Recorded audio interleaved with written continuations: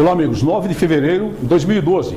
O cidadão de olho na segurança pública e o cidadão apavorado de olho na segurança pública ao assistir o que acontece no estado da Bahia, onde a Polícia Militar paralisou suas atividades, entrou em greve, praticamente com adesão total, com exceção de algumas unidades do interior e tropa de choque, e entregou à população a sanha do banditismo.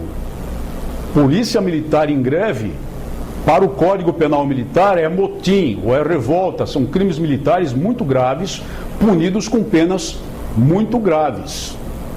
E é claro que é um movimento reivindicatório, que divide opiniões, porque eu seria o último a deixar de reconhecer, e minha luta de quase 2 anos na Câmara Federal exatamente foi no sentido de melhorar essas condições, que o salário dos policiais militares, especialmente no país, é ridículo, é um absurdo, atenta contra a dignidade das pessoas que, com grave risco de vida em todas as partes do país, a todo momento, nos defendem a todos contra a sanha do crime.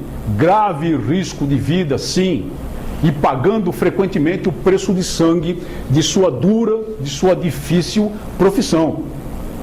Profissionais, entre os poucos do Brasil, os militares, que ao assumir o seu cargo público, pronunciam um juramento muito sério, que é o juramento de, se necessário, dar a vida em prol das outras pessoas, em prol das instituições, em prol da integridade da pátria.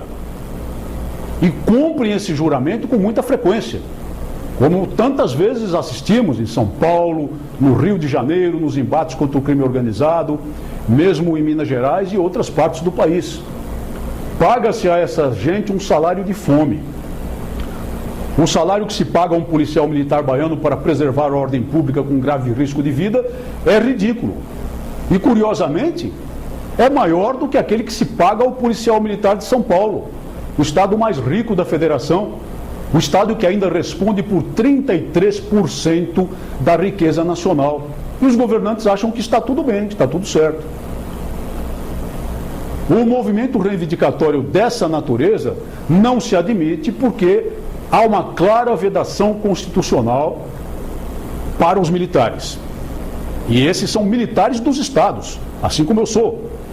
Essa vedação é de que não é permitida aos militares a sindicalização e não é permitida aos militares a greve. Uma, na verdade, deriva da outra. Quando existe sindicato, necessariamente existe o direito da greve. Aos militares, então, é proibido sindicalizar-se. Não existe sindicato militar. E não existe o direito de greve. Por graves razões fundadas, evidentemente, na ordem pública, na preservação da ordem pública e até mesmo na defesa da pátria. Imagine se fosse possível admitir greve do Exército, greve da Força Aérea, greve da Marinha de Guerra. Por essa mesma razão é que não se admite a greve dos policiais militares. Eles não poderiam ter recorrido a esse meio. Mas é preciso examinar a raiz dessa crise. E a raiz dessa crise está na irresponsabilidade e na insensibilidade dos governantes, especificamente, muito especialmente dos governadores dos estados, independentemente de partidos, que mantém a força policial na miséria, apesar dos recursos dos seus estados. Eu deveria lembrar o caso do Rio de Janeiro, que é o pior salário policial do país, onde até pouco tempo ganhava um soldado de polícia militar R$1.000 para levar tiro de fuzil na cabeça todo dia, nos morros. Eu deveria lembrar o caso do Rio Grande do Sul, belo e pujante estado da federação, que até outro dia era o 2º pior salário policial do Brasil. Eu devo, mais uma vez, martelar o caso de São Paulo, o estado mais rico da federação, que tem o 3º pior salário policial do Brasil. É claro que as categorias profissionais precisam ser mais bem remuneradas. O reconhecimento da população em relação a isso já existe há bastante tempo. Mas os governantes insensíveis, irresponsáveis, valem-se exatamente do fato de que essas instituições são fortemente hierarquizadas, têm de obedecer à hierarquia e à disciplina, estão sujeitas ao Código Penal Militar, e num caso de paralisação ou greve, a pena é por revolta ou por motim, com consequências extremamente graves, não apenas sob o ponto de vista criminal, mas sob o ponto de vista administrativo, que promove imediatamente, rapidamente, de acordo com os processos disciplinares de cada uma das instituições, a perda do cargo público. Não agem para melhorar.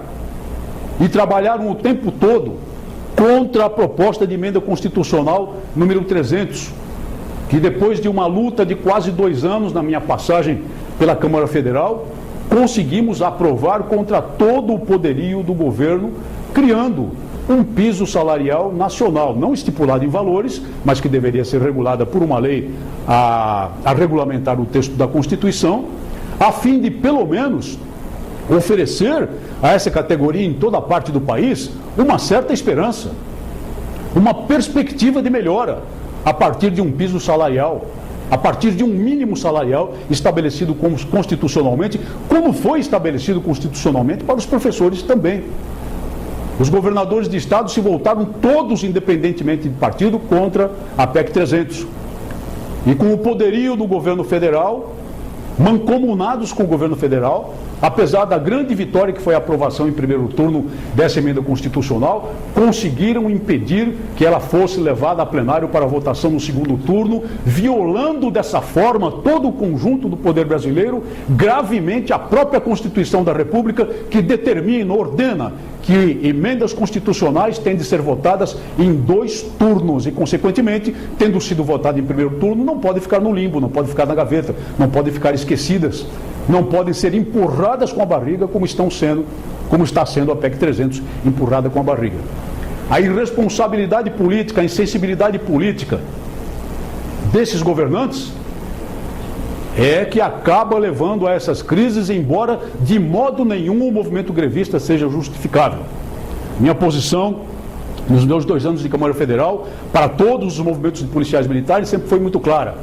É preciso fazer pressão sobre os governantes, sim, mas sempre de forma ordeira, pacífica e disciplinada, respeitadora das autoridades, respeitadora da população, respeitadora da polícia militar de cada localidade que tem a seu cargo a preservação da ordem pública. Porque não é possível uma população ser abandonada pela força policial e entregue à mercê da criminalidade. E não é possível também que policiais militares e bombeiros militares, como nós vimos agora em Salvador e outras partes da Bahia, mas principalmente Salvador e região metropolitana, aderirem ao tumulto, praticarem atos de tumulto, praticarem atos de vandalismo, que são próprios de criminosos. Isso é completamente inaceitável. Então tem de haver um equilíbrio e a pressão tem de existir sobre os governos. A melhor forma de conseguir essa pressão, como eu sempre preguei, é conseguir o apoio da população, para que a própria população faça a pressão sobre o governo, exerça a pressão sobre o governo em prol da questão salarial dos policiais militares, mas nunca a paralisação. E nunca o tumulto, nunca confundir-se o policial militar com o baderneiro que ele deve combater como responsável pela preservação da ordem pública. Então mantenho essa posição com muita clareza. E os políticos irresponsáveis também acabam aprovando leis de anistia, que resultam no fato de que as pessoas que fazem esses movimentos, que executam esses movimentos, ex-policiais militares expulsos ou demitidos, como no caso da Bahia, têm o topete de realizá-lo envolvendo o pessoal da ativa, sob a alegação que circula nos movimentos, que se tudo correr mal, se alguém for demitido ou expulso, se alguém for processado, logo o Congresso vota uma lei de anistia e fica tudo limpo.